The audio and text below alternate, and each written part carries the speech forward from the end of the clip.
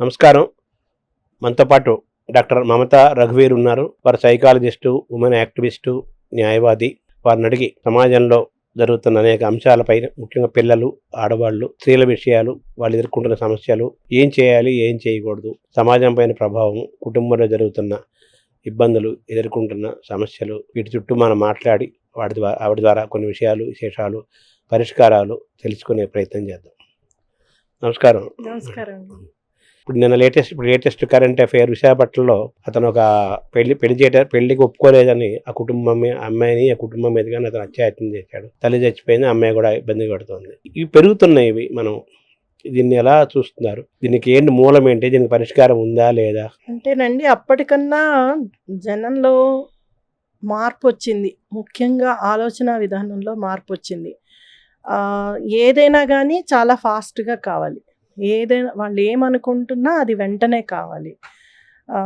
కొన్నేళ్ల క్రితం మనకి నూడిల్స్ 2 minutes అని ఎట్లా వచ్చిందో, ఇప్పుడు పరిస్థితి ఏంటంటే ప్రతిదీ వాళ్ళకు అనుగుణంగా కావాలి. అది కాకపోతే ఎంత దూరమైనా వెళ్ళడానికి వాళ్ళు రెడీ అవుతున్నారు. అది యూత్ అనే కాదు, ప్రతి ఒక్కళ్ళు. దానివల్లనే ఇవాళ రేపు నార్మల్ ఒక సిటిజన్ కూడా ఒక క్రైమ్ చేయడానికి వెనుకాడట్లేదు.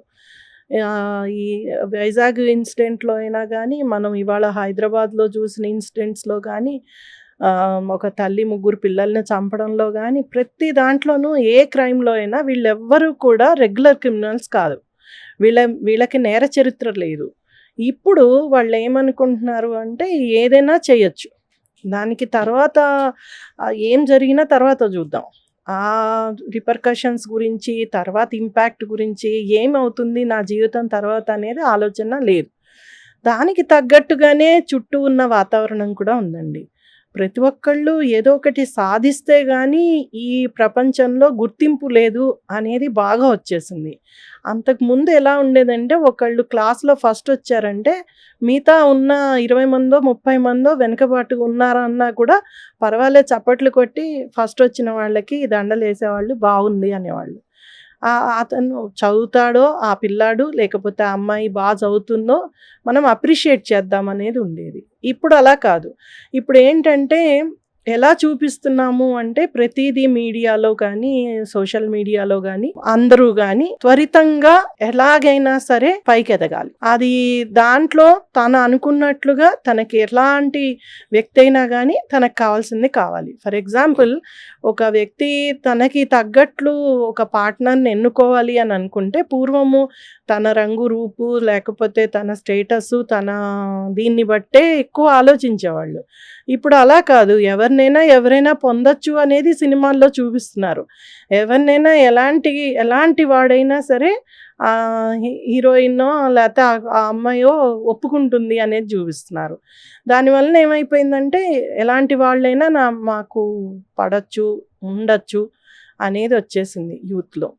తర్వాత నేను అన్నట్లుగా స్పీడ్గా కావాలి, త్వరితంగా ఏదో ఒకటి కావాలి. ఇవాళ రిలేషన్షిప్స్లో అండి, పూర్వం ఉన్నంత టైము, ఓపిక లేవు.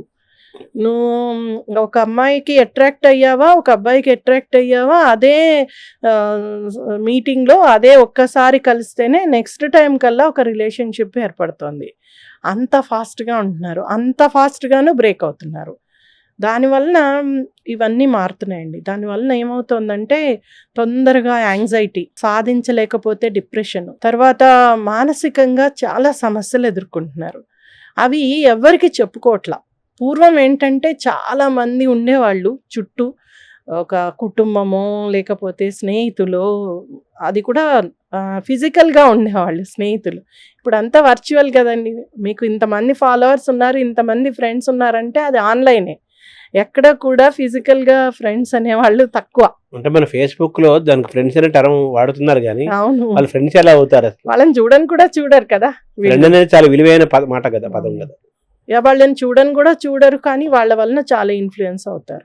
వీళ్ళకి ఎవరైనా నచ్చారు అని ఒక మెసేజ్ పెడితే అందరూ ఎంకరేజ్ చేసేవాళ్ళే, వెంటనే ఎప్పుడు అన్నట్లుగా మాట్లాడేవాళ్ళే. పూర్వం ఎంకరేజ్ చేసినా కూడా దాని వెనకాల లోతుపాట్లు చెప్పేవాళ్ళు ఉండేవాళ్ళు, లేకపోతే సాధక బాధకాలు చెప్పేవాళ్ళు ఉండేవాళ్ళు. కుటుంబంలో కూడా ఇవన్నీ డిస్కస్ చేయగలిగే అంత ఉండేది ఎవరో ఒకళ్ళు ఉండేవాళ్ళు. ఇప్పుడు ఎవరికి చెప్పుకోవడం ఇష్టం లేదు. అంత గుంభనే, అంతా దాచిపెట్టడమే. సోషల్ మీడియా వచ్చాక అంతా సోషల్ మీడియాలోనే. అంతేకాని మాట్లాడడం, కమ్యూనికేట్ చేయడం, ఎలా మాట్లాడడం, ఎవరితో చెప్పుకుందాం, ఇది నేను చేస్తున్న పని కరెక్టా కాదా, అలాంటి ఆలోచన, డిస్కషన్ ఇంట్లో కూడా ఉండట్లేదు. ఇంట్లో అసలు చేయలేరు, తల్లిదండ్రులతోటి అసలు చేయలేని పరిస్థితి. వాళ్ళు అలానే ఉంటున్నారు బిజీగా, వీళ్ళు అలానే ఉంటున్నారు. ఒక ఇద్దరు మనుషులు ఉన్నారంటే ఇద్దరు మొబైల్స్లోనే ఉంటున్నాం. సో ఈ వర్చువల్ వరల్డ్లో ఏమవుతుందంటేనండి, అది గ్రాటిఫికేషన్ అనేది ఉండదు. మేము సైకాలజీలో చెప్తూ ఉంటాం, సంతృప్తి అనేది ఉండదు. ఆ సంతృప్తి కోసం వెంపర్లాడుతూ ఉంటారు. అది ఎట్లా దొరుకుతుంది, దేని వలన దొరుకుతుంది, అందువలన ఇంత త్వరితంగా నా ముందు నాతో పాటు ఉన్న పిల్లాడే ఇంత బాగున్నవాడే అని తల్లిదండ్రులు అనుకుంటున్న వాళ్ళకి ఆ అబ్బాయి డ్రగ్స్ అలవాటు అవడమో, లేకపోతే ఒక పెద్ద నేరం చేయడమో, ఇవన్నీ జరిగిపోతున్నాయి. అంటే సొంత వాళ్ళు, తల్లిదండ్రులు అంటే ఇంకా సొంత వాళ్ళు ఇంకెవరు ఉండరు. అలాంటి వాళ్ళు కూడా గుర్తించలేని పరిస్థితిలో మన ఆలోచన విధానం ఉంటుంది. థాట్స్ని ఎప్పుడు ఆపలేము. థాట్స్ ఎట్లా అయినా ఉండొచ్చు, కానీ మన బిహేవియర్ని, ఆలోచన విధానం అంటే మన యాటిట్యూడ్ని కంట్రోల్ చేసుకోగలం. సో థాట్స్ రాంగ్ వేలో వెళ్తున్నాయి అన్నప్పుడు వాటిని ఎలా అదుపు చేసుకోవాలో ఇప్పుడు ఉన్న పరిస్థితిలో ఎవరికి తెలియట్లేదు. ఎందుకు వస్తున్నాయి అంటే ప్రేరణ ఎక్కడి నుంచైనా ఉండొచ్చండి, ఎక్కడి నుంచైనా ప్రేరేపించబడచ్చు. అది ఓటీటీ అవ్వచ్చు, సినిమా అవ్వచ్చు, ఫ్రెండ్ అవ్వచ్చు, ఇంకోళ్ళు అవ్వచ్చు. బట్ ఆ థాట్స్ని కంట్రోల్ చేసుకోవడం లేదు కాబట్టి అంత త్వరితంగా ఈజీగా క్రైమ్ చేస్తున్నారు. ఇప్పుడు దీనివల్ల వచ్చేది ఏంటి బెనిఫిట్, తర్వాత నా జీవితం ఏమవుతుంది? ఒక దొంగతనం చెయ్యాలి అంటే ఎంతో భయం ఉండేది. అమ్మో దొంగలిస్తే రేపొద్దున పట్టుబడితే రేపు ఏమవుతుంది నా లైఫ్ అనేది భయం ఉండేది. ఇప్పుడు ఆ భయం లేదు. ఎందుకంటే ఎలా దొంగతనం చెయ్యాలో, ఏ విధాల్లో చేయొచ్చో, దొరకకుండా ఎలా ఉండాలో, ఇవన్నీ కూడా మనకి అన్ని విధాలుగా విషయాలు తెలుస్తున్నాయి. మనకి గూగుల్లో ఇలాంటివి వచ్చాక సెర్చ్ ఇంజన్స్ ఈజీ అయిపోయింది, ఏదైనా సెర్చ్ చేయొచ్చు. దాంట్లో ప్రతి ఇన్ఫర్మేషన్ ఉంటుంది. ఇంకా దానివలన అది కరెక్టే, మనం చెయ్యొచ్చు, ఏం కాదు. పట్టుబడినా బయటపడచ్చు. ఎందుకంటే చట్టంలో చాలా లొసుగులు ఉన్నాయి. మన చుట్టూ సమాజంలో ఎంతోమంది నేరస్తులు బయటకు వచ్చి హ్యాపీగా తిరుగుతున్నారు. ఒక వ్యక్తి ఒక బాలిక మీద అఘాయిత్యం చేసిన వ్యక్తి బయటపడి రేపు మర్నాడు కొన్నాళ్ల తర్వాత మళ్ళీ ఒక విదేశీ యువతిని రేప్ చేశాడు. ఇది ఏం సెట్ చేస్తుంది ఎగ్జాంపుల్? ఓహో, పాక్సో కేసులో నిందితుడు ఆ కేసులో మాఫీ చేయబడ్డాడు, బయటకు వచ్చాడు, మళ్ళీ ఒక విదేశీ యువతిని రేప్ చేయగలిగాడు. అంటే డెఫినెట్గా ఎవరికైనా ఆలోచన రావచ్చు, ఒక దాని నుంచి బయటపడడం అనేది ఈజీయే అనే ఆలోచన రావచ్చు. అంటే చట్టాల్లో ఉన్న లొసుగులని వాడుకునే వాళ్ళు కొంతమంది ఉన్నారు, అలాగే చట్టాలని మిస్యూజ్ చేసుకొని ఇష్టం వచ్చినట్టు కేసులు పెట్టి ఇబ్బంది పెట్టే వాళ్ళు ఉన్నారు. రెండు రకాలు నడుస్తున్నాయి. ఓవరాల్కి దీన్ని ఒక సైకలాజికల్ డిజార్డర్ అనాలా, మనం దీన్ని ఎలా చూడాలి?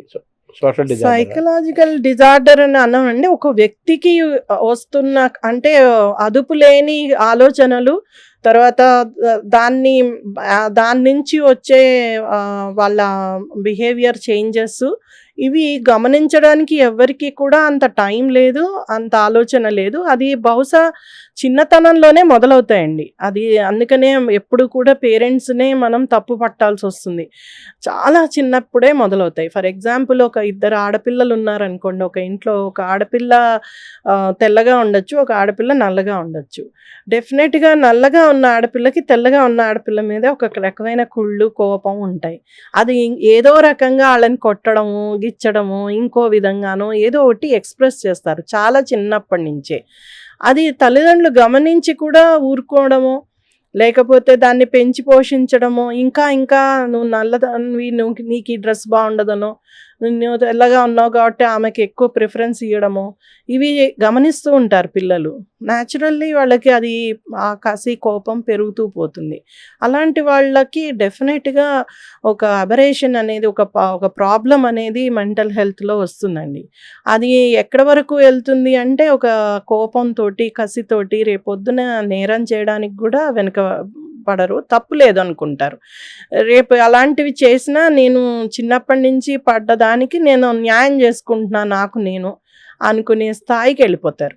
సో అలాంటివి చాలా చిన్నతనంలో తల్లిదండ్రులు గమనించాలండి. తర్వాత ఇంకా ఏమవుతుంది అంటే దీనివలన కొన్ని మానసికంగా కొన్ని ప్రాబ్లమ్స్ కూడా అరైజ్ అయ్యే అవకాశం కూడా ఉంటుంది. అవి చాలా వరకు సైకాలజిస్టులు, సైకియాట్రిస్టులు చూడాల్సిన బాధ్యత. మన దేశంలో అంతమంది మన జనాభాకి తగ్గట్టు లేరు, అది కూడా ఒకటి. తర్వాత తల్లిదండ్రులు కూడా అలాంటి హెల్ప్ తీసుకోవడానికి ముందుకు రారు. మేము మేనేజ్ చేస్తున్నాము, మా పేరెంటింగ్ కరెక్టే అనే ఉద్దేశం. మహా అయితే 2 తగిలిస్తారు, 2 దెబ్బలేస్తారు, లేకపోతే తిడతారు, అరుస్తారు. కానీ అమ్మ ఎలా అరుస్తుందో పిల్లలు కూడా గమనిస్తూ ఉంటారు. అమ్మ కోపంతో కొట్టినా కూడా అవన్నీ గుర్తుంటాయండి డెఫినెట్గా. అంటే అవి బాగుపడడానికి బదులు వాళ్ళని ఇంకా ఇంకా నేరం వైపు లాగడానికి అవకాశాలు ఎక్కువ మెండుగా ఉంటాయి.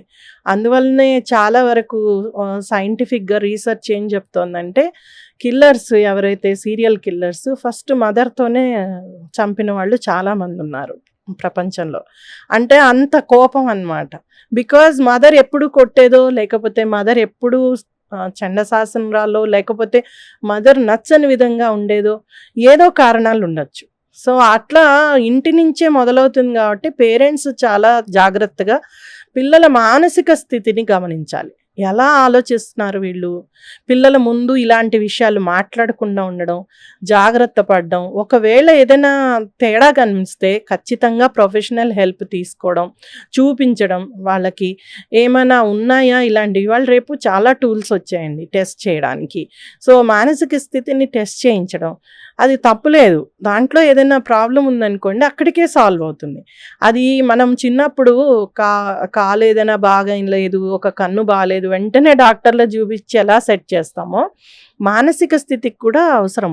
ఒకవేళ హైపర్ యాక్టివ్ కిడ్ ఉన్నాడు, లేకపోతే అటెన్షన్ డెఫిసిట్ ప్రాబ్లం ఉంది, ADHD ఇలాంటి సమస్యలు ఉన్నాయి, చాలా చిన్నప్పుడే గమనిస్తామండి. అవి చూడాలి. తర్వాత ఇవాళే చదువుతున్నాం బాగా రీసెర్చ్లో ఏం చెప్తున్నారు అంటే 18 నెలల ముందు పిల్లలకి స్క్రీన్ ఎక్కువగా చూపిస్తే ఎనీ స్క్రీన్ ఆ పిల్లలకి డెఫినెట్గా డెవలప్మెంటల్ ఇష్యూస్ వస్తాయి. కమ్యూనికేషను, దాన్నే డిజిటల్ ఆటిజం అంటారు. సో ఆ డిజిటల్ ఆటిజంలో కమ్యూనికేషన్ కానీ, సోషలైజేషన్ కానీ, మాట్లాడడం కానీ, వాళ్ళ ఎమోషన్స్ ఎక్స్ప్రెస్ చేయడం కానీ ఇవన్నీ రావు. సో ఇలాంటి సమస్యలన్నీ చాలా చిన్నప్పుడే స్టార్ట్ అవుతాయి. ఈ వైజాగ్ కుర్రాడు అలా చేశాడు అంటే డెఫినెట్గా బ్యాక్గ్రౌండ్ ఆలోచించాలి మనం. అంటే దానివల్ల సింపతి చూపిమని అనట్లేదు, but at the same time వాడికి చిన్నప్పటి నుంచి తను అనుకున్నదన్నీ కావాలి అనుకున్నవాడు తెచ్చుకుని ఉంటాడు. ఈ అమ్మాయి ఎప్పుడైతే కాదందో దాన్ని అంటే నో చెప్పిన దాన్ని తీసుకోలేకపోవడమే. అది చిన్నప్పుడే నేర్పియాలి. నో చెప్పినా అది పర్వాలేదు, యూ హ్యావ్ టు యాక్సెప్ట్ అనేది తల్లిదండ్రులు నేర్పాల్సిన అవసరం ఉంది. అయితే బాధాకరమైన విషయం ఏంటంటే చాలామంది తల్లిదండ్రులు ఈ విషయాలలో కొంత అంటే నిరక్షరాస్యులు. వాళ్ళకి అంటే చదువు అని నేను అనట్లే, బాగా చదువుకున్న తల్లులు కూడా అలా చేసే పరిస్థితులు మేము చూస్తూ ఉంటాం కేసుల్లో. అయితే ఏంటంటే అక్కడ పూర్వము తల్లి తండ్రి ఇక్కడ గేమ్ ప్లేయర్స్. పూర్వం ఒక ఎక్స్టెండెడ్ ఫ్యామిలీలో చాలామంది ఉండేవాళ్ళు. అలాంటివి గమనించి పెద్దవాళ్ళు వెంటనే సరిదిద్దడము, వాళ్ళని ఎలా సరిచెప్తే, ఏం చెప్తే కథల ద్వారానో, చేతల ద్వారానో, లేకపోతే వాళ్ళు చేస్తున్న పనుల ద్వారానో ఏదో విధంగా ఒక గుణపాఠం నేర్పేవాళ్ళు. అలానే స్కూళ్ళల్లో కూడా మోరల్ వాల్యూస్, బిహేవియర్ని సెట్ చేయడానికి ఒక క్యారెక్టర్ బిల్డింగ్కి మోరల్ సైన్స్ క్లాసెస్. లేదు అంటే ప్రతి టీచర్ని, ఏ టీచర్ అయితే ఇలాంటి విషయాలు చెప్తారో, ప్రాక్టికల్గా లైఫ్లో కావాల్సిన విషయాలు చెప్తారో ఆ టీచర్ని ఎవరు మర్చిపోరండి. మనం కూడా మన చదువుకున్న క్రమంలో అలాంటి టీచర్స్ ఎవరైతే పాఠాన్ని పక్కకు పెట్టి కొన్ని విషయాలు బాగు అవ్వడానికి చెప్పిన విషయాలు ఎప్పటికీ గుర్తుండిపోతాయి. అవి ఇప్పుడు టీచర్లు చెయ్యట్లేదు. ఎందుకంటే పెరిగిన సిలబస్లు, ఉన్న స్ట్రెస్ వాళ్ళకున్నది, తర్వాత పిల్లలు కూడా రిసీవింగ్ లేదు.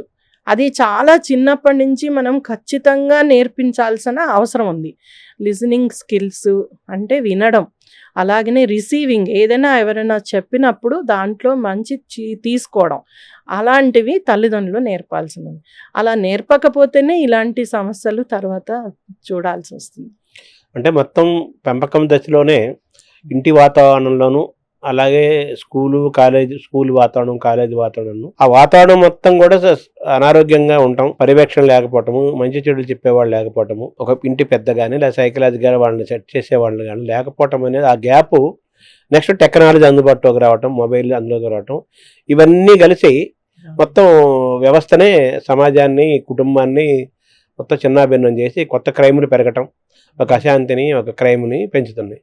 మరి దీనికి పరిష్కారం ఏంటి? అదే నేను చెప్పినట్లు టెక్నాలజీ ఉంది, టెక్నాలజీకి ఇంకా కనెక్ట్ అవటమే కానీ డిస్కనెక్ట్ అవటం ఉండదు. సైంటిఫిక్గా ఏం చెప్తున్నారు అంటే టెక్నాలజీని వాడుకోవాలి పిల్లలకి, కానీ నేను చెప్పినట్లుగా 18 నెలలు దాటేంత వరకు పిల్లలకి అసలు స్క్రీన్ చూపించకపోవడం, 2 to 5 years వరకు వాళ్ళకి 1 hour డేలో స్క్రీన్, మొత్తం రోజులో 24 గంటలు ఒక 1 to 2 hours స్క్రీన్ ఇవ్వడం, దాని మీద ఖచ్చితంగా కంట్రోల్ ఉండాలి.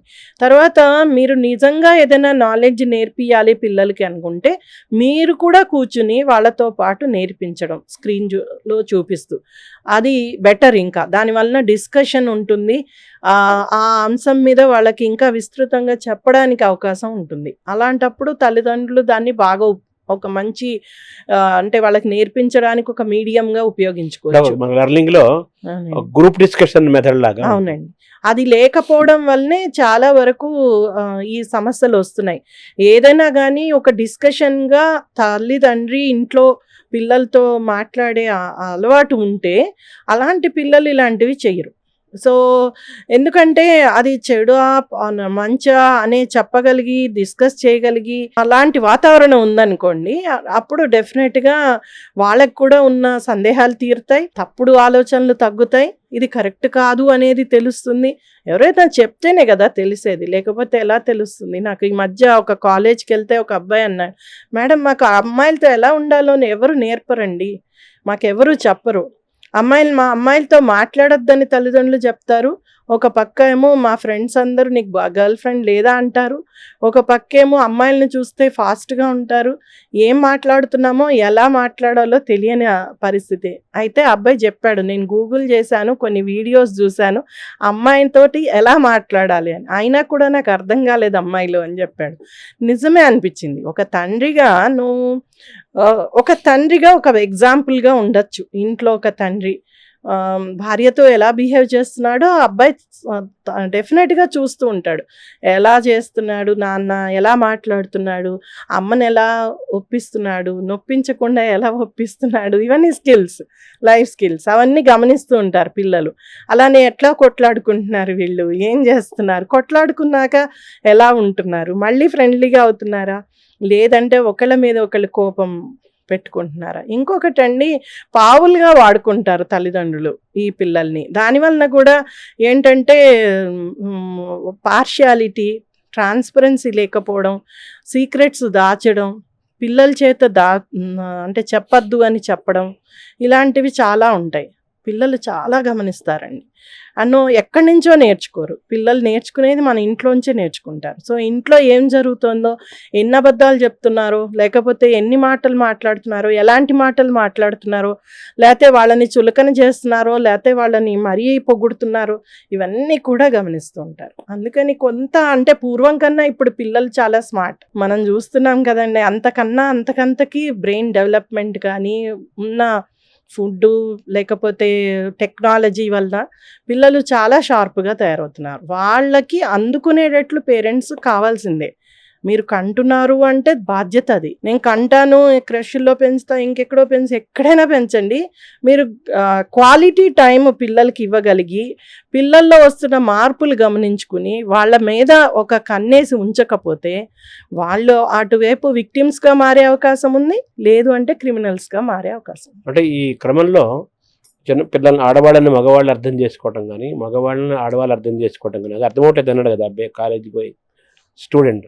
మామూలుగా ఎప్పటి నుంచో మనం వింటున్న మాట, ఆడవాళ్ళని మనం అంచనా వేయలేము, సముద్రం లోతుగా సరే ఏదో పొయిటిక్గా లేదో చెప్తారు. బట్ మామూలుగా చూస్తే మగవాళ్ళని మనం కొంత అంచనా వేయచ్చు కానీ ఆడవాళ్ళు మనం అంచనా వేయలేము, ఆడవాళ్ళు ఏంటి అన్నది అంచనా వేయలేము అని ఎప్పటి నుంచో ఉన్న ప్రశ్న. ఇప్పుడు ఈ ఆడవాళ్ళు ఉంటారు, మగవాళ్ళని అంచనా వేయలేకపోతున్నామని వాళ్ళు అంటున్నారు. సో ఓవరాల్గా అంచనా అలా ఉంచితే వారు ఒకరినొకరు అర్థం చేసుకోవటంలోనూ ఫెయిల్ అవుతున్నారంటారా? ఎందుకు ఆ ఫెయిల్యూర్ వస్తుంది? ఒకటండి, స్త్రీ పురుషుడు ఎవరైనా కానీ ఒక వ్యక్తి, ఫస్ట్ ఆఫ్ ఆల్ ఆ వ్యక్తిని అంచనా వేయాలి అంటే అతని అభిప్రాయాలు, ఆమె ఇష్టాలు, ఆమె అలవాట్లు చాలా ఉంటాయి. ఆమె కల్చరు, ఆమె పెరిగిన విధానం, వెనకాల ఆమె పడ్డ ప్రాబ్లమ్స్, ఫేస్ చేసిన ఛాలెంజెస్, డిఫరెంట్ ఏజ్ గ్రూప్స్ అంటున్నాను. ఏ ఏజ్ గ్రూప్ అయినా ఇవన్నీ తప్పనిసరిగా ఉంటాయి. అవన్నీ కూడా కలిపితేనే ఒక మనిషి, ఆయన క్యారెక్టరు, వాళ్ళ ఇది బిహేవియర్ ఉంటుంది. సో ఇవన్నీ కూడా గమనించి కొన్నాళ్ళు వాళ్ళతోటి స్నేహం చేస్తే కానీ ఇవన్నీ బయటపడవు. కానీ ఇప్పుడు జనాలకు అంత ఓపిక లేదు, టైం లేదు. ఓ 4 మెసేజెస్ చాట్లో పెట్టారా, 4 మాటలు మాట్లాడారా, నెక్స్ట్ ఏంటి అనే దాంట్లోనే హడావిడిలో ఉన్నారు. ఆ హడావిడిలో ఏమవుతుందంటే అర్థం చేసుకోవడానికి టైం దొరకదు, రాంగ్గానే అర్థం చేసుకుంటారు. అది కనీసం ఆ విషయాలన్నీ తెలియవు కాబట్టి రాంగ్గా అర్థం చేసుకున్న వలన తప్పుడు మనుషుల్ని సెలెక్ట్ చేసుకోవడము, అంటే తప్పుడు డెసిషన్స్ తీసుకోవడము, ఇవన్నీ జరుగుతాయి. ఒక మనిషిని అర్థం చేసుకోవాలంటే జీవితకాలం సరిపోదంటారు. సో భార్యాభర్తలుగా 50 ఏళ్ళు సంసారం చేసిన వాళ్ళు కూడా అర్థం చేసుకోలేక ఒకళ్ళ పొట్లాడుకునే వాళ్ళని చాలా మందిని చూస్తూ ఉంటాం. అలానే చాలా ఏళ్ల ఫ్రెండ్షిప్ ఉన్నా కూడా ఇంకా అర్థం కాని విషయాలు ఉంటాయి. ఎందుకంటే మనిషి ఆలోచనలు, మనిషి విషయాలు మారుతూ ఉంటాయి. పరిస్థితుల్ని బట్టి మారచ్చు, ఇంకోటి కావచ్చు, ఏదైనా అవ్వచ్చు. కాబట్టి అది అర్థం చేసుకోవడం కన్నా వీళ్ళు ఎక్కువ టైం ఇవ్వగలగడం చాలా అవసరం. ఒక పెళ్ళికైనా, ఒక ప్రేమకైనా, ఒక స్నేహానికైనా మీరు ఎంత సమయాన్ని వెచ్చిస్తారు, ఎంత వరకు ఎఫర్ట్ పెడతారు, ఎంత ఓపికగా ఉంటారు అనేవి చాలా ఇంపార్టెంట్ విషయాలండి. ఇది లేనంత కాలం ఎప్పుడు కూడా ఇన్స్టెంట్ రిలేషన్షిప్స్ ఏర్పడతాయి, బ్రేక్ అవుతాయి. మీకు కూడా హ్యాపీనెస్ అని ఉండదు. అప్పటికి ఇన్స్టెంట్గా ఏదో హ్యాపీనెస్ అనిపించచ్చు కానీ అది లాంగ్ లాస్టింగ్ ఉండదు. ఏ మనిషికైనా లాంగ్ లాస్టింగ్ రిలేషన్ ఉంటేనే సంతృప్తి అనేది వస్తుంది జీవితంలో. అది రావాలి అంటే కాస్త ఓపిక అవసరం, తర్వాత తెలుసుకోవడం అవసరం, ఇంకా డెప్త్ వెళ్ళడం అవసరం, దానికి సమయం వెచ్చించడం, తర్వాత వాళ్ళ అభిప్రాయాలకి, వాళ్ళ ఆలోచనలకి విలువ ఇవ్వడం, ఇవన్నీ చాలా అవసరం. అలా విలువ ఇచ్చిన దగ్గరే స్నేహం కానీ, బంధం కానీ ఉంటుంది. అది లేనంత కాలం ఉండదు. మనం ఏం చేస్తున్నామంటే అసలు ఆ ఆలోచనలు ఏంటి, వాళ్ళ అభిప్రాయాలు ఏంటి, అవి కూడా ఏర్పడేంత అవకాశం తీసుకోవట్లేదు, ఆ టైం తీసుకోవట్లేదు. అది ప్రాబ్లం అక్కడ. అందుకనే ఓపిక్గా ఎఫర్ట్ పెడితేనే ఏ బంధమైనా లాంగ్ లాస్టింగ్ అవుతుంది. దానికి అవసరం కూడా అలాగా ఎఫర్ట్ పెట్టడం. అంటే అది అంతా మీరు ఏంటంటే మీరు ఒక జనరేషన్ నుంచి వచ్చారు కాబట్టి, మీరు ఒక బ్యాక్గ్రౌండ్ నుంచి వచ్చారు కాబట్టి మీది ఒక ఆలోచన విధానం ఉంటుంది, నాకు ఒక ఆలోచన విధానం ఉంటుంది. అలాగే ఇప్పుడు జనరేషన్స్ మారుతున్నాయి, బ్యాక్గ్రౌండ్స్ మారుతున్నాయి. మొత్తం ఇంటి దగ్గర నుంచి స్కూలు, కాలేజీ వరకు, బయట వరకు, వర్కింగ్ ఏరియాస్ వరకు అన్నీ మారిపోతున్నాయి. ఈ మారుతున్న సమాజాన్ని మనం అబ్జర్వ్ చేస్తున్నాం. ఏం మారుతున్నదో మనకు తెలుస్తుంది. కానీ మారుతున్న ఈ సొసైటీలో, ఈ టైంలో దానికి పరిష్కారాలు అనేవి అసలు ఉంటాయా, ఉండవా, దాన్ని ఎలా చూడాలి? డెఫినెట్ గా పరిష్కారం ఉందండి. మనం కొంతవరకు అంటే ఇప్పుడు మారుతున్న కాలాన్ని అర్థం చేసుకుంటూ దానికి తగ్గట్లుగా మనని నైపుణ్యాలు పెంచుకోవాల్సిన అవసరం ఉంది. అది కొన్ని జీవన నైపుణ్యాలైనా కానీ, కొన్ని మన ఆలోచనలని కంట్రోల్ చేసుకోవడమైనా కానీ, సెల్ఫ్ అవేర్నెస్ కానీ, అవన్నీ కూడా మైండ్‌ఫుల్‌నెస్ కానీ ఇవన్నీ మనం ఏవైతే వింటున్నామో, అందరూ చెప్తున్నారో ఇవన్నీ చాలా అవసరం. అది మార్చుకుంటే డెఫినెట్‌గా ఇలాంటి మారుతున్న కాలానికి తగ్గట్లుగా మనం ఒకప్పుడు మొబైల్ లేనప్పుడు మాట్లాడాలి అంటే దూరాలు మాట్లాడాలి అంటే ఓ ట్రంక్ కాలో ఫోను ల్యాండ్ ఫోన్ నుంచి ఆ ట్రంక్ కాల్ కోసం వెయిట్ చేసి కలిసిన ఒక ఫ్యూ మినిట్స్ మాట్లాడడానికి నానా కష్టాలు పడేవాళ్ళం. లేదు అంటే ఇంకా అవి కూడా లేని చోట్ల ఉత్తరాలు వీటితోటి. ఇప్పుడు ఏముందండి, ఒక క్షణంలో మీరు ప్రపంచంలో ఎవరితో అయినా కనెక్ట్ అవ్వచ్చు వితౌట్ ఏ కాల్. ఇంకా రేపొద్దున వితౌట్ ఏ ఫోన్ కనెక్ట్ అయ్యే రోజులు వచ్చేసాయి. అంత టెక్నాలజీ వచ్చింది. సో మనము కొన్ని స్కిల్స్ ఇంకా ఎక్కువ ఇంప్రూవ్ చేసుకోవాల్సినది ఉందండి. ఆ స్కిల్స్ అంటే ఒకటి కమ్యూనికేషన్. అంతకుముందు భాష కాస్త వచ్చో లేకపోతే నేర్పరితనం వస్తే కమ్యూనికేషన్ అనేవాళ్ళం. ఇప్పుడు కమ్యూనికేషన్ వేరు. అది కూడా కొన్ని రూల్స్ రెగ్యులేషన్స్తోని కమ్యూనికేట్ చెయ్యడం నేర్చుకోవాలి. అది సోషల్ మీడియా కానీ ఆన్లైన్ కానీ తప్పనిసరిగా ఆ రూల్స్ కండిషన్స్ ఫాలో అవ్వాల్సిన అవసరం ఉంది. ఒకళ్ళనొకళ్ళు అనుకోవడం కానీ, గొడవలు కానీ, తర్వాత సారీలు చెప్పడం కానీ, ఇప్పుడు మనం అన్ని రకాలుగా అటు రాజకీయంగా ప్రభుత్వంగా పరంగా అన్ని రకాలుగా మనం చూస్తున్నాం. అదే కాకుండా వ్యక్తుల పరంగా కూడా బుల్లింగు, తర్వాత ఒకళ్ళనొళ్ళు అనడం అంటే కనపడం కాబట్టి ఏమన్నా నడుస్తుంది. మీరు ఎదురుకుండా ఉండి కమ్యూనికేట్ చేస్తే ఖచ్చితంగా మీ హావభావాలు ఇంకో విషయాలు అన్నీ అర్థమవుతాయి. కోపంగా ఉన్నాడా లేకపోతే కోపంతో అంటున్నాడా, ఒక జోక్గా అంటున్నారా అనే విషయం తెలుస్తుంది. అదే ఒక మెసేజ్లో ఇవన్నీ తెలియవు. దానివలన తొందరగా ఎదుటి వాళ్ళు ఇంపాక్ట్ అయ్యేది. ఎట్లా అయినా ఒక మాట పడడం అనేది తగ్గిపోయింది. ఆ ఓపిక అనేది లేదు. పూర్వం మాట పడినా పర్లే, మనవాడే కదా, మన ఫ్రెండే కదా అన్నాడు, లేకపోతే మనవాళ్లే కదా అన్నారు అనేది ఉండేది. ఇప్పుడు ఏంటంటే అలా తీసుకునే తత్వం తగ్గిపోయింది. అది ఒకటి. సో దీన్నే మనము అంటే సైబర్ హైజీన్ అంటాం. ఎంతవరకు మనం జాగ్రత్తగా ఉండాలి, ఎలా మాట్లాడాలి, వాట్ ఆర్ ద కండిషన్స్, ఏవి పాటించాలి, ఏది ఉంచాలి. ఒక రీల్ చేసినా కూడా ఆ రీల్లో ఎలా ఉండాలి, ఎలా మాట్లాడాలి, దేన్ని హర్ట్ చేయకుండా, ఎవరిని హర్ట్ చేయకుండా ఎలా మాట్లాడాలి, ఇలాంటివన్నీ చాలా ఉంటాయి. కానీ లా కూడా తెలియాలి కదా. అవునండి, లాలో కూడా చెప్తున్నారు 3 ఏళ్ల నుంచి 5 ఏళ్ల వరకు జైలు శిక్షలు కూడా ఉన్నాయి. మనకి ఇన్ఫర్మేషన్ టెక్నాలజీ యాక్ట్ ఉంది, సైబర్ లాస్ ఉన్నాయి. తర్వాత చాలా చట్టాల్లో ముఖ్యంగా మహిళల మీద ఏదైనా కానీ సెక్షువల్ హెరాస్మెంట్ కింద మాట్లాడే విధానంలో అలాంటి వాటిల్లో ఇలాంటిది ఏది మాట్లాడినా, ఈవెన్ అలాంటి కంటెంట్ ఉన్నా కూడా ఇమీడియట్ అరెస్ట్ చేయొచ్చు, జైలు శిక్షలు వేయచ్చు, అవన్నీ తెచ్చారు. కానీ పాటించడం నేర్పియట్లే. ఇప్పుడు మనకు ఒక మొబైల్ వచ్చింది, ఒక సోషల్ మీడియా అకౌంట్ ఉంది, దాంట్లో మనం ఏదైనా కంటెంట్ పెడతాము, దాన్ని వాళ్ళు ఎంతవరకు ఫిల్టర్ చేస్తారు, ఎంతవరకు చూడగలరు, ఆ సోషల్ మీడియా రన్ చేసేవాళ్ళు, ఆ సర్వీస్ ప్రొవైడరు చాలా తక్కువ చూస్తారు.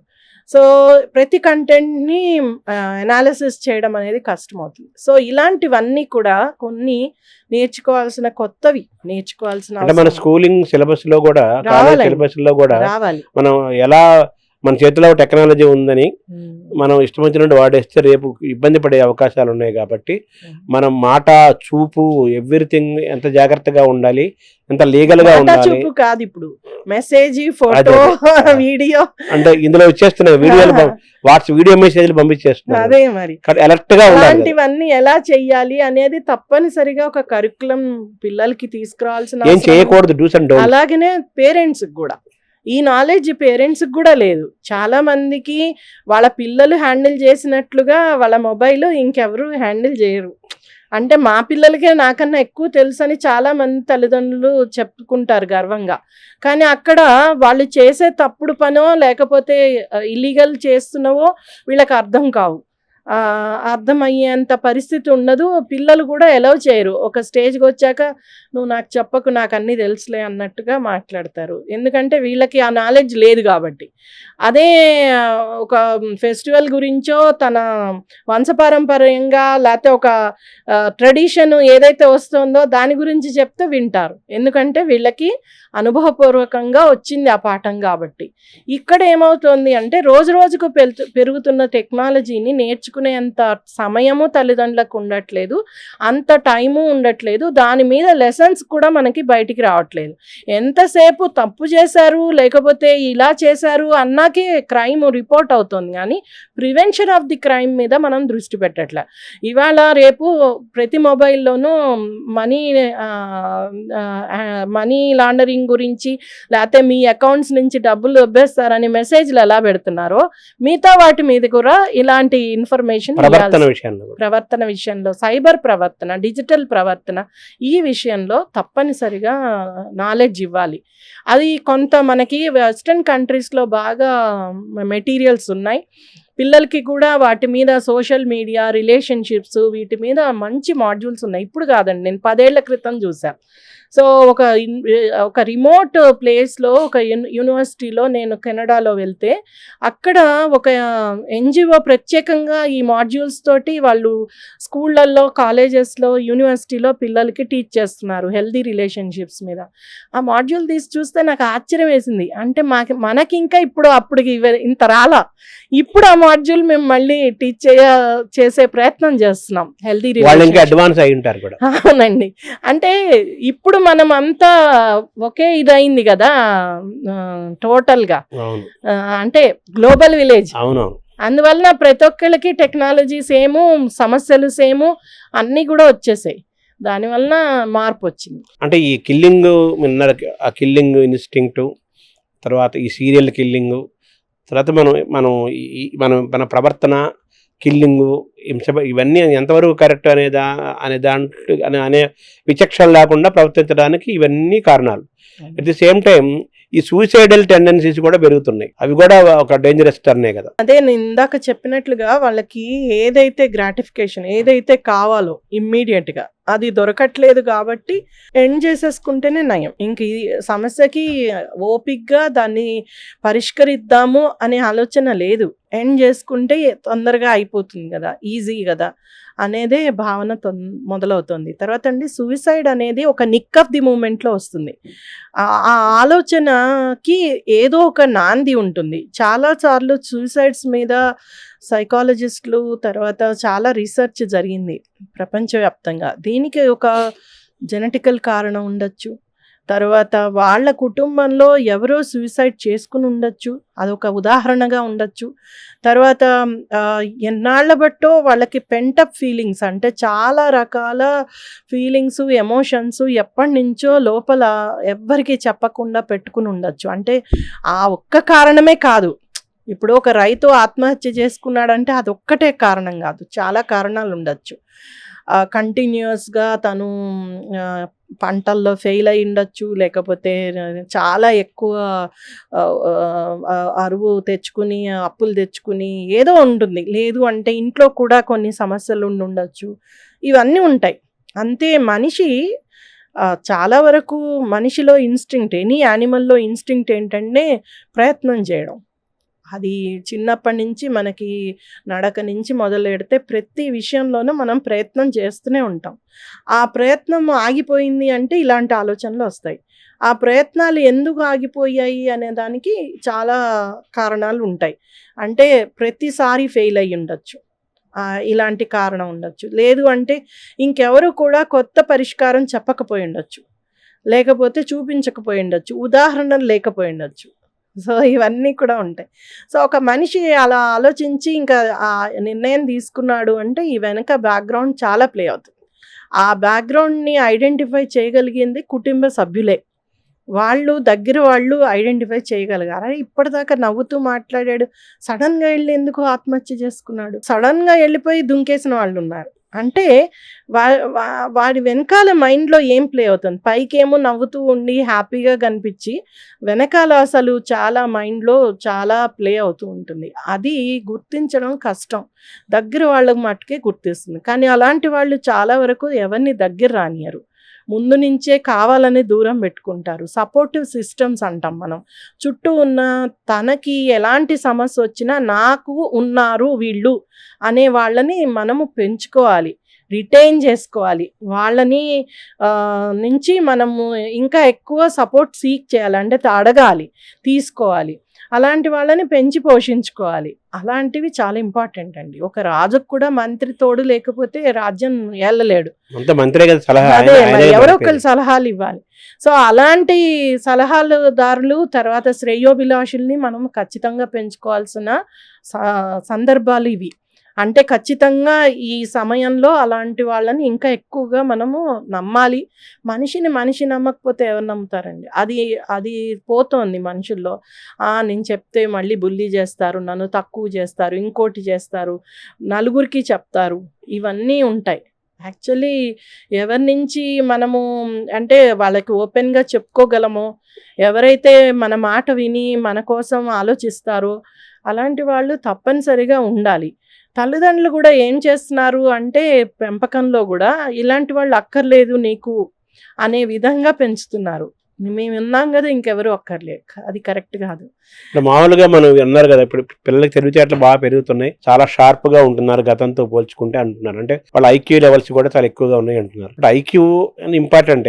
అయితే ఈ భావోద్వేగాల్ని కంట్రోల్ చేసుకోవటం కానీ, భావోద్వేగాలను ఎప్పుడు వ్యక్తపరచాలి, ఎప్పుడు వ్యక్తపరచకూడదు, ఎలాంటి వాటిని వ్యక్తపరచాలి, ఎలాంటి వాటిని వ్యక్తపరచకూడదు, ఆ బ్యాలెన్స్, ఎమోషనల్ ఈక్యూ కూడా ఉండాలి కదా, ఎమోషనల్ కేషెంట్ కూడా ఉండాలి కదా. అక్కడ ఫెయిల్ అవుతున్నారని చెప్పాలి కదా. దీన్నే ఎమోషనల్ ఇంటెలిజెన్స్ అంటాం. మనకి ఐఐటీలలోకి వెళ్ళిన పిల్లలు కూడా సూసైడ్స్ చేసుకుంటున్నారు.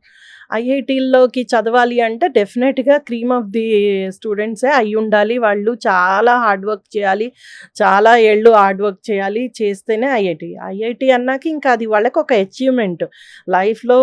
ఈవెన్ పేరెంట్స్ కూడా చాలా గర్వంగా ఫీల్ అవుతారు, మొత్తం అందరూ వాళ్ళని ఇది చేస్తారు. మరి ఇంకా అక్కడికి వెళ్ళాక ఎందుకు సూసైడ్ చేసుకుంటున్నారు? ఒక్కటేనండి, మనం ఇంటెలిజెన్స్ పిల్లల్లో పెంచడానికి, నాలెడ్జ్ పెంచడానికే మన కరికులము, మన చదువులు, మన చుట్టూ తల్లిదండ్రులు ప్రయత్నం చేస్తున్నారు, కానీ ఎమోషనల్ ఇంటెలిజెన్స్ పెంచట్లేదు. ట్రామాని, స్ట్రెస్ని, యాంగ్జైటీని, యాంగర్ని, ఇవన్నిటిని ఎలా మేనేజ్ భావోద్వేగాలు చేయాలి, కదా ఇవన్నీ కూడా. అవునండి, ఇవన్నీ ఎలా మేనేజ్ చేయాలి అనేది చెప్పలేకపోతున్నాం. అవి చూసేనా నేర్చుకుంటారు. అలా చూడడానికి కూడా అవకాశం లేని పరిస్థితుల్లో ఉంటున్నారు. చాలామంది పిల్లలు ఇలాగ ఐఐటీల్లో వచ్చిన వాళ్ళ బ్యాక్గ్రౌండ్ చూస్తే, ఒకసారి రీసెర్చ్ జరిగింది, దాంట్లో చూస్తే వాళ్ళు దాదాపు 5 నుంచి 8 ఏళ్ళు హాస్టల్స్లో పెరిగిన పిల్లలు. అంటే రుబ్బబడి హాస్టల్స్లో ఎక్కడో పాపం ఉండి తల్లి తండ్రో ఇంకోళ్ళో వేరే వాళ్ళ నుంచి నేర్చుకోవడమో అనే అవకాశం లేని పిల్లలు. అక్కడ ఉన్న టీచర్లు లేకపోతే అక్కడ ఉన్న స్టూడెంట్స్ కంటిన్యూస్గా ఒక కాంపిటేటివ్ ఎన్విరాన్మెంట్లో ఒక పోటీ తత్వంతో ఉన్న పరిస్థితుల్లోనే ఉంటున్నారు. దానివలన వాళ్ళకి ఇన్నేట్గా చాలా యాంగ్జైటీ, డిప్రెషను ఇవన్నీ ఉన్నాయి. అవన్నీ కూడా అక్కడికి వెళ్ళి ఫ్రీడమ్ వచ్చేటప్పటికి అవన్నీ మేనేజ్ కాక బర్స్ట్ అవుతున్నాయి. అంటే మీరు ఐఐటి ఐఐఎంలే కాకుండా ఇంటర్మీడియట్ చదివి ఎంసెట్ కోసం వెళ్ళే పిల్లలు కూడా అవుతాయి. అదే టెస్ట్, అదే స్ట్రెయిన్, Definitely గా. అదే ఎగ్జామినేషన్. ఎందుకంటే చిన్న పిల్లలకే మొదలవుతుంది కదా, అవును. చాలా చిన్న క్లాసుల Schooling వాళ్ళకి కూడా. స్కూలింగ్ వాళ్ళ ప్రాజెక్ట్ చేయలేదనో, ఇవాళ అలా పర్ఫామ్ చేయలేదనో, అలా చేయలేదనో, ఇలా పేరెంట్స్కి కూడా ఎంత స్ట్రెస్ అంటే, ఆ స్ట్రెస్ డెఫినెట్గా పేరెంట్ స్ట్రెస్. నేను చాలామంది తల్లులకి అదే చెప్తా, పేరెంటింగ్లో మీకున్న స్ట్రెస్ని పిల్లల ముందు చూపించకండి. అమ్మో ఇవాళ ఇది చేయమన్నారు. చిన్న పిల్లలకు కూడా స్కూళ్ళల్లో ఎన్ని రకాల ఫెస్టివల్స్, వాటికి తయారు చేయడము, వాటికి ఇంకోటి అన్ని రకాలు నేర్పియాలని, అక్కడ డ్యాన్సు, స్విమ్మింగు, ఇంకోటి ప్రతిదీ కూడా నేర్పాలి. మేము నేర్చుకున్నాం, మా పేరెంట్స్ అలానే నేర్పించారు. కానీ చాలా హ్యాపీగా ఒకదాని తర్వాత ఒకటి, ఒక ఏజ్లో ఒకటి అలా నేర్చుకుంటూ వచ్చాం. అంటే చదువుకి, ఆటలకి, కళలకి, ఆట కూడా అన్నిటికీ పూర్వం కూడా ఆట ఉండేది కదా. అంటే చాలా హ్యాపీగా వెళ్ళి ఆడుకునేవాళ్ళు. ఇప్పుడు అలా కాదుగా, ఆట కూడా ఒక కాంపిటీషనే. నువ్వు నెగ్గావా లేదా దాంట్లో, నువ్వు నెగ్గితేనే నిలబడు, లేకపోతే వేస్ట్, నీకు ఇంత డబ్బులు పెట్టి నేను నేర్పించి వేస్ట్ అనే ప్రెషర్ తీసుకొస్తున్నారు. ఆ ప్రెషర్లో పెరిగినందువలన వాళ్ళకి అసలు ఆ ఎమోషన్స్ ఎలా కంట్రోల్ చేయాలో అంటే తెలియదు. జనంలో ఈగో, సెల్ఫిష్, స్వార్థం ఒక చిన్న పెరుగుతుంది అంటారా? ఇన్సిడెంట్స్ చెప్తానండి. ఒక స్కూల్లో సైన్స్ టీచర్ కోపడిందని అక్కడ ఉన్న పిల్లలు 20 మంది క్లాస్లో, ఆవిడ బాగా ఏదో ప్రాజెక్ట్ చేయలేదని కోపడింది. ప్రైవేట్ స్కూల్ వెళ్ళి పిల్లలు ఏం చేశారో, ఆవిడ క్లాస్ నుంచి మధ్యలో ఆవిడ టాయిలెట్కి వెళ్తే ఆ టాయిలెట్ తలుపు పెట్టేశారు. బయట నుంచి పట్టుదల. పెట్టేసేసి ఒక వీడియో రెడీ చేసుకుని వీడియో తీశారు. ఆవిడ అరిచాక తర్వాత వెళ్ళి తీసి ఆవిడ బయటకు వచ్చాక వీళ్ళే పెట్టారని తెలిసి కోప్పడింది. అదంతా వీడియో తీసి అన్ని గ్రూపుల్లో పెట్టారు. అది చాలా వైరల్ అయింది. అంటే ఒక టీచర్ని మేము అలా బాధించగలిగాం. పైగా ఆవిడ చెప్తూ తిడుతూ ఉంటే ఆవిడ బ్యాగ్ పట్టుకుని ఆవిడని కొడుతున్నారు పిల్లలు. వీళ్ళంతా 7th క్లాస్ ఏదో క్లాస్ పిల్లలు. అంటే చూడండి, దాని వీడియో వైరల్ అయింది. అందరూ టీచర్ని కొట్టారు అనేటప్పటికీ పిల్లలు ఇలాగ ఇబ్బంది పెట్టారంటే ఇంట్రెస్టింగ్గా చూశారు. తల్లిదండ్రులు చూసుంటారు, మిగతా టీచర్లు చూసుంటారు, పిల్లలు చూసుంటారు. అది తప్పు అనేది ఎక్కడా కూడా వీడియోలో లేదు. ఆవిడ పడ్డ ఇబ్బంది అవన్నీ చూశారు. కామెంట్లలో కొంతమంది రాసుంటారు, టీచర్ని అలా అనడం తప్పు, ఏదో అనడం తప్పు అనేసి. కానీ దాని నుంచి ఏం పాఠాలు నేర్చుకోవట్లేదు. ఇప్పుడు చాలా వరకు కంటెంట్ అలానే ఉంటుంది. మనం కంటెంట్ ఇస్తున్నాము, దాని వలన మీరు నేర్చుకోవాల్సింది ఆ కంటెంట్ని ఇంకొకళ్ళు అయితే దాని మీద పెట్టుకుని డిస్కషన్ చేయాలి. పేరెంట్స్ కానీ టీచర్స్ కానీ ఇలా చేయడం వలన ఏమైంది, ఎందుకు తప్పైంది అనేది మాట్లాడగలగాలి. అంటే ఒక ఊహించని ఒక భయంకరమైన పరిణామం కదా అది. అవునండి, అది డేంజరస్ టర్న్ కదా, చాలా డేంజరస్. అంటే ఇంకా ఎటుపోతుంది సమాజం, పిల్లలు ఇలా పాడవుతున్నారు అవే మాట్లాడుతున్నాం. కానీ ఇలాంటి వాటి మీద మనం స్కూళ్ళల్లో పిల్లలతోటి ఇంట్లో తల్లిదండ్రులు ఎప్పుడైతే చర్చిస్తారో దీంట్లో రాంగ్ ఏంటి రైట్ ఏంటి. ఇప్పుడు మనం మాట్లాడుతున్నాం ఒక వైజాగ్ ఇన్సిడెంట్ గురించి, రాంగ్ ఏంటి రైట్ ఏంటి, ఎందుకు జరిగింది, ఎలా జరగకుండా ఉండాలి అనేది మాట్లాడాలి. ఇలాంటి డిస్కషన్స్ పిల్లల మెదడులో వస్తే కనుక వాళ్ళకు కూడా ఓహో ప్రతిదానికి మనం దాంట్లోంచి ఏది తీసుకుందాం, గ్రహిద్దాం, ఏది తీసుకోవద్దు అనేది ఇంపార్టెంట్. రావాలి అంటే ఖచ్చితంగా ఈ ప్రాక్టీస్ ఉండాలి. ఎనలిటికల్ ఎబిలిటీ పెరగాలి, తర్వాత అన్నింటినీ సమానంగా తీసుకునే లక్షణం పెరగాలి. సో ఇదంతా ఒక సైకలాజికల్ గా తను బ్యాలెన్స్ చేసుకుంటూ ఆ బ్యాలెన్స్ తప్పకుండా ఇంబ్యాలెన్స్ గా వెళ్లకుండా చూడాల్సిన బాధ్యత స్కూలు, కాలేజీ, అంతా చెప్పాలంటే పెద్దలే దీనికి మూలం. ఎందుకంటే బాధ్యత రహితంగా ఉంటున్నాం మనం. మీరు కంటెంట్ పెట్టి వదిలేస్తున్నారు సోషల్ మీడియాలో, పిల్లలు చూస్తారు. మనం ఎవరు వాటిని చూస్తారు, ఎంతమంది లైక్ చేశారు అనేదే చూస్తున్నాం. కానీ ఏ ఏజ్ గ్రూప్ వాళ్ళు చూశారు, ఎలాంటి వాళ్ళు చూశారు ఎనాలిసిస్ ఉండదు కదా. దాన్ని చూసిన వాళ్ళు ఎలా ఇన్ఫ్లుయెన్స్ అయ్యారు, దాన్ని నెగిటివ్ గా తీసుకున్నారా పాజిటివ్ గా తీసుకున్నారా అనేది ఉండదు.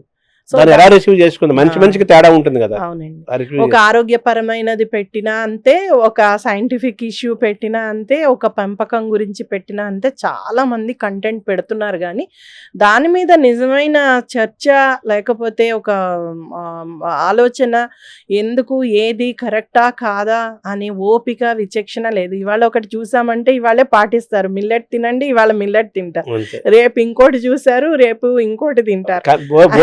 కన్ఫ్యూజన్ కూడానండి దానివల్ల.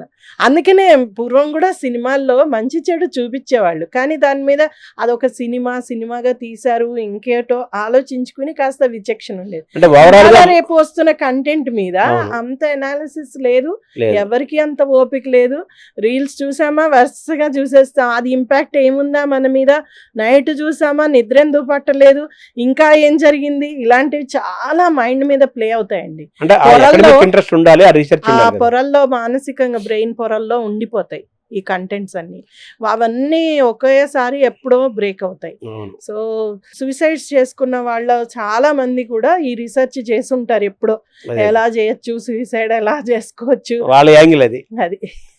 ఓవరాల్ గా ఏంటంటే అకాడమిక్ గా దాన్ని ఆలోచించడం, రీసెర్చ్, తర్వాత అప్లికేషను, ఒక డిస్కషను, ఒక క్వశ్చన్ అండ్ ఆన్సరు, ఒక చర్చ, అసలు ఇదంతా ఒకప్పుడు మనకి ఇళ్లలో ఉండేది.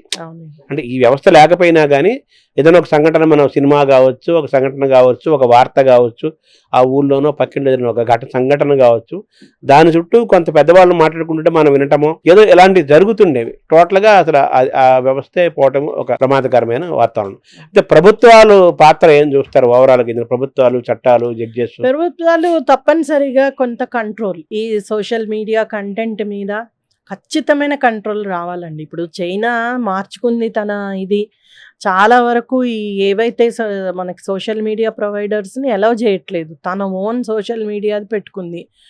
వీళ్ళని ఎవరిని అలౌ చేయదు. ఎందుకంటే వీళ్ళు డెఫినెట్గా మన సెక్యూరిటీ లేకపోతే మన ప్రైవసీని దెబ్బతీస్తున్నారు. తర్వాత మన కంటెంట్ తోటి చాలా మార్పులు జరుగుతున్నాయి, నేరాలు జరుగుతున్నాయి అనేది తెలుసు. సో అలాగా అది కమ్యూనిస్ట్ ప్రభుత్వం కాబట్టి వాళ్ళు అలా చేయగలిగి ఉండొచ్చు. బట్ ఎక్కడైనా కానీ నేను అందుకే అంటున్నాను, కరిక్యులంలో తర్వాత పిల్లల పెంపకంలో తల్లిదండ్రులకి దీని మీద అవగాహన కలిగించడం, ఇలాంటివన్నీ ప్రభుత్వాల బాధ్యత. తర్వాత క్రైమ్ అనేది ఇప్పుడు పోలీసింగ్లో ఏమవుతుందంటే ఖచ్చితంగా అయిపోయాక ఎంత ఫాస్ట్గా క్రైమ్ని ఛేదించాము, లేకపోతే ఎంత ఫాస్ట్గా శిక్షలు పడేట్టు చేశాము అనే మనకే చూస్తున్నారు. అంతేగాని ప్రివెన్షన్ మీద ఎక్కువ దృష్టి పెట్టట్లేదు. అది కూడా త్రూ సోషల్ మీడియానే జరుగుతున్నాయి క్రైమ్స్. ఇది ఏదైతే ఉందో ఇంటర్నెట్ అంతర్జాలంతో ఏదైతే సంబంధం ఉన్నాయో ఆ కంటెంట్స్ అయినా ఉండకుండా చెయ్యాలి. దూరం చేయాలి కదా పిల్లలకు. భార్యని చంపి కుక్కర్లో ఉడికించి చేసి అన్ని చేసిన వాడు చెప్పింది ఏంటి, నేను మలయాళం సినిమా చూసా, సేమ్ టు సేమ్ ఉంది, నేను అదే ఫాలో అయ్యాను అని చెప్పాడు. అంటే అదేం సింపుల్ విషయం కాదండి. కొన్ని కోట్ల మంది చూస్తుంటారు ఆ కంటెంట్ అవైలబుల్ గా ఉంది. కొన్ని కోట్ల మంది చూసుంటారు ఆ సినిమా. రాంగ్గా ఇన్ఫ్లుయెన్స్ అయ్యే వాళ్ళు కొంతమంది, అవ్వని వాళ్ళు కొంతమంది. ఎందుకు అవ్వలేదు అనేది గమనిస్తే వాళ్ళకి ఇలాంటి విషయాల మీద భయమో, చెయ్యకూడదనే తెలుసో, నాలెడ్జో లేదు అంటే ఆపేవాళ్ళు ఉండడమో, పెద్దలో ఎవరో ఒకళ్ళు ఆపేవాళ్ళు ఉండడమో, ఇవన్నీ ఉండుంటాయి. అవి లేని వాళ్ళు, లేకపోతే ఏది చేసినా పర్వాలేదు అనుకునే వాళ్ళు డెఫినెట్గా ఇంకొకళ్ళు చేస్తారు. అందుకనే ఇలాంటి క్రైమ్స్ మనకి ఎక్కువ చూస్తున్నాం. మీరు అన్నట్టుగా కంటెంట్ మీద తప్పనిసరిగా ఒక నియంత్రణ ఉండాలి.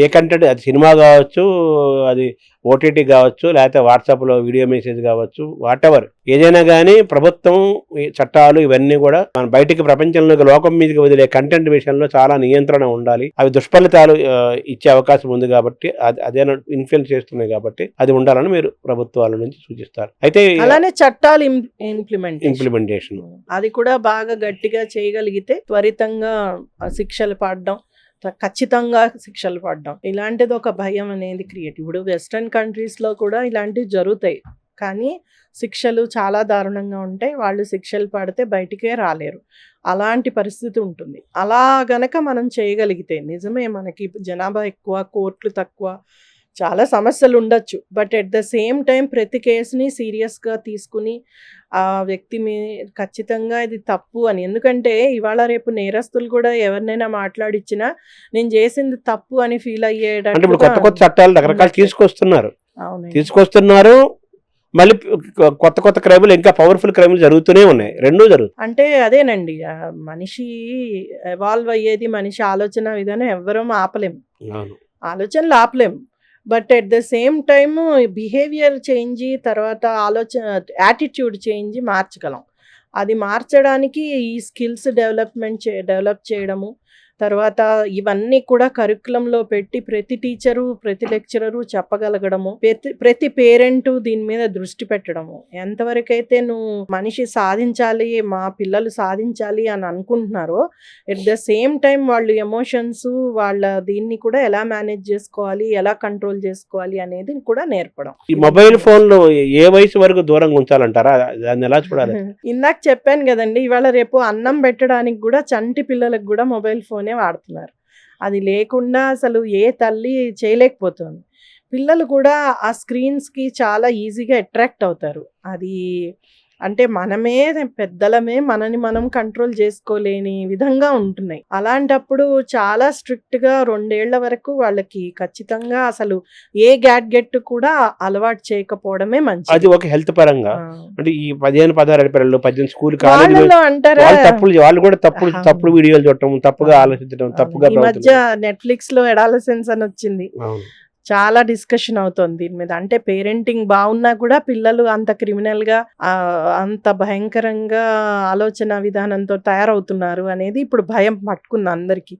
కానీ నిజమే ఇది చాలా లేట్ అయిపోయింది. ఎందుకంటే టెక్నాలజీ వచ్చాక మనం ఒక చిన్న ఎమోజీని దాంట్లో వాళ్ళు ఎక్స్ప్లెయిన్ చేస్తే ఇంత వెనకాల ఉందా అనేది మనకు అనిపిస్తోంది ఈ రోజుల్లో. ఆల్రెడీ దాన్ని వాడుతున్న పిల్లలు ఎంతో మంది ఉన్నారు ప్రపంచంలో, ఎడిక్ట్ అయిపోయారు కూడా. వాళ్ళని బయటికి తీసుకురావడానికి చాలా టైం అండ్ ఎనర్జీ స్పెండ్ చేయాలి. తల్లిదండ్రులు, టీచర్స్ తప్పనిసరిగా స్పెండ్ చేయాల్సిన అవసరం ఉంది ఇప్పుడు.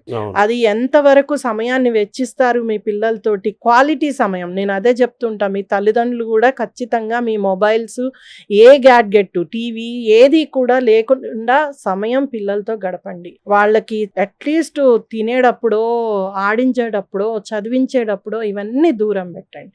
అప్పుడే గనక వాళ్ళకి కూడా అన్ని చెప్పగలుగుతాం.